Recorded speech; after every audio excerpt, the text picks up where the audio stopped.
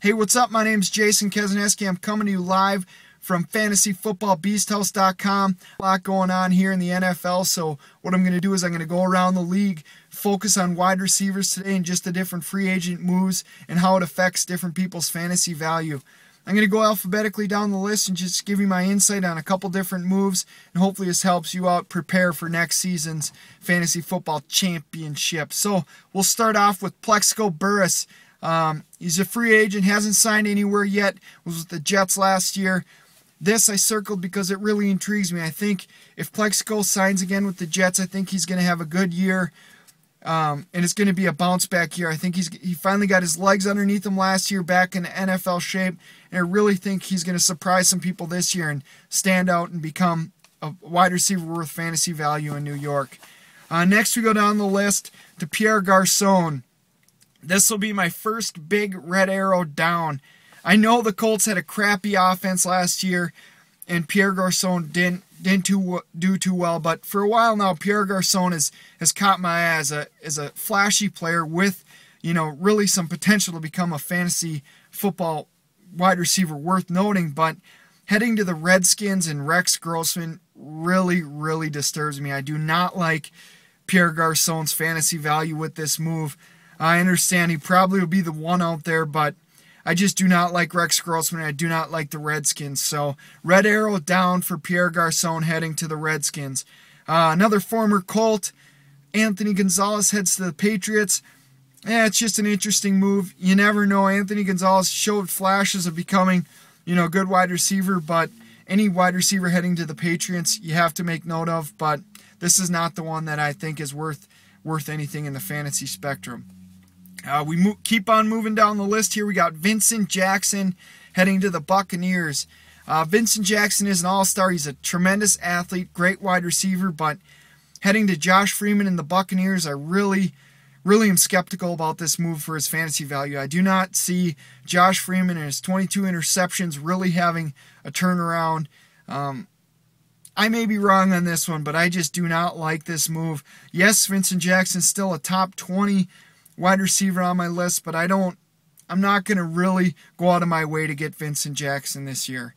Another Jackson that is on my list here is DeSean Jackson, who was franchised by the Eagles this year.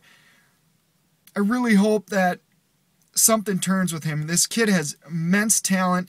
He has a potential to really become a fantasy all-star, but there's something every year I just have caution. So I'm going to put a yellow dot by him just to caution with DeSean Jackson this year. I know people who had him last year were frustrated with him, but I think being the franchise, he wants to make a lot of money. He knows he's going to have to produce this year, so I apologize. I wish I had more input on that one. One green arrow up that I'm sure you all are aware of, but I think it's worth noting, is Brandon Lloyd heads to the Patriots. This is monumental for Brandon Lloyd's career. I really think that Tom Brady and the Patriots are going to extend this guy up into be a truly fantasy MVP. I think he's going to be a top 10 wide receiver by the end of the year. He has the potential to become the Randy Moss of the old. Him and Tom Brady, if they get that chemistry going with Wes Welker on the inside, I really think Brandon Lloyd's going to become a monster this year in fantasy football. A red arrow down for Mario Manningham heading to the 49ers. All I have to say is Alex Smith. Moving on. Robert Meacham heads to the Chargers. I really think this is a good move for Robert Meacham. Yeah, he hasn't done anything too spectacular in New Orleans, but I do think that he has the potential to become the number one out there in San Diego, along with Malcolm Floyd and Vincent Brown. So there's going to be a little competition going on who's going to become Phillip Rivers' true number one, but I think Robert Meacham has the talent to do that. He was kind of hidden behind the immense wide receivers and ball catchers out there in New Orleans, so I think that Robert Meacham has a slight green arrow up here, that if him and Phillip Rivers can get that chemistry going, he has the potential to do some damage fantasy-wise, and you could probably get him for a good value in this year's draft. Another red arrow down is Laurent Robertson heading to the Jaguars. If it's not MJD, I don't want anything to do with Jacksonville. I just don't think that Laurent Robertson is going to be of any value this year. with whoever the Jaguars have at their quarterback. I just don't see it happening. But red arrow down, Robertson. Don't let the last year's numbers trick you. I think it was based mainly off Tony Romo and the Cowboys offense. So we're going to move on to Reggie Wayne. The Colts re-signed Reggie Wayne. Couple things to note on this. Last year was his first time in 7 years he had under 1,000 yards receiving, and last year was his lowest reception since 2003. Yes, I understand they're getting Andrew Luck. This could be the potential in maybe a year or two. I think it's going to take him and Andrew Luck a little bit of time to connect. So I wouldn't really, Reggie Wayne's going to be a good, 2 or 3, but I wouldn't go out of your way to think he's the old Reggie Wayne. So take caution with those guys. Couple other guys that I think are worth looking at is Mike Wallace of the Pittsburgh Steelers. It's very important to watch this because Mike Wallace is an amazing, talented wide receiver, and depending on where he goes, will definitely affect your top 10 wide receiver rankings, because it will mine.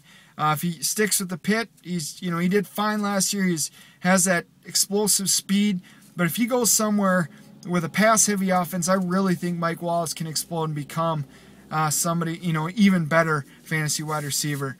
A monster trade that went on that is tough to judge right now because we don't know the outcome, but Brandon Marshall heading to Chicago.